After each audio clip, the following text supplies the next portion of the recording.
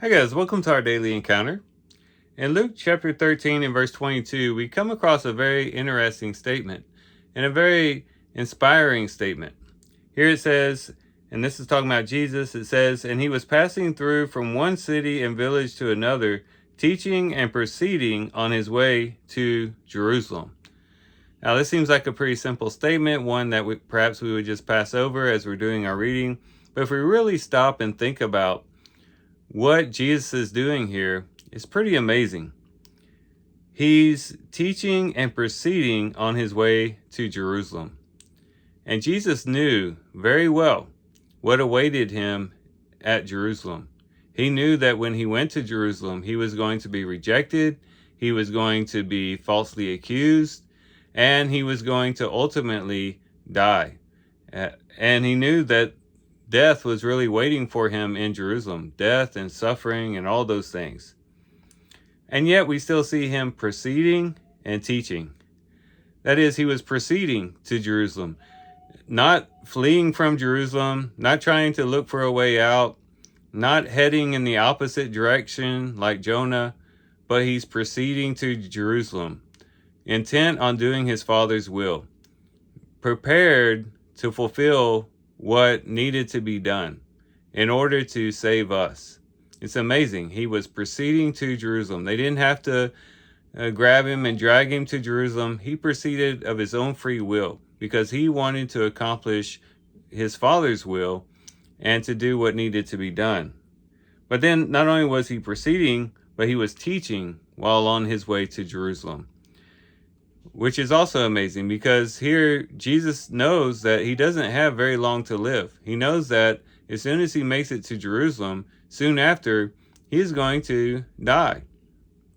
And, most people, if they knew that they only had just a little bit longer to live, a few more weeks to live, they would probably want to fulfill their bucket list. They would say, you know what, I only have a short amount of time to live. I want to, go out and see the world. I want to, check off my bucket list, do those last few things that I've always wanted to do.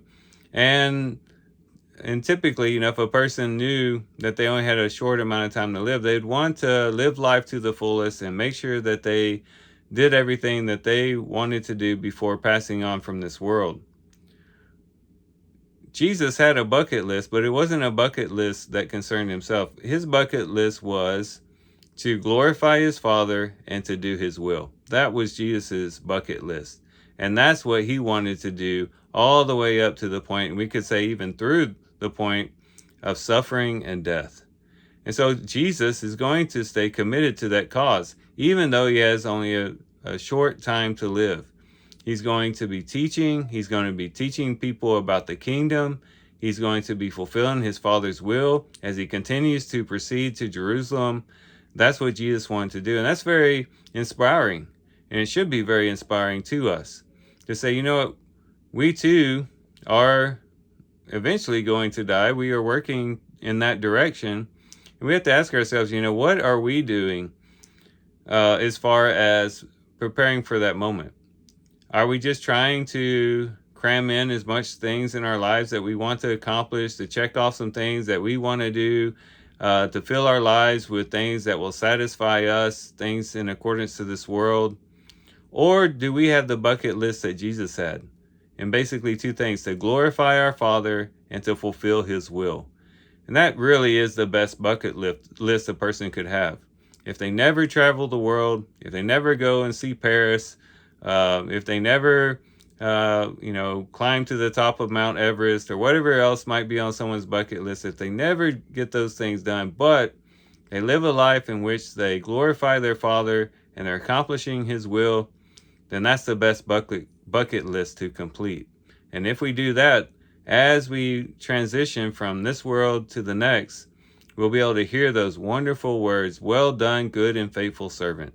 And when we hear those words, we won't even care about our bucket list that we might have had for ourselves. We would just be glad that the Lord and our Father has accepted us, that he is proud of us, and that we have done a great job of glorifying him and fulfilling his will in the short time that we have to live.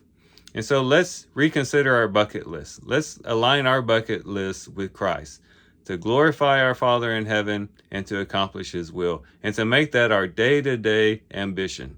And if we can do that, then we will live a life that's well-pleasing to the Father, and we can truly live a life that is satisfying and fulfilling.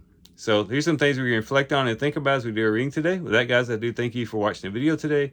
Hope you guys have a great day. Love you guys. God bless.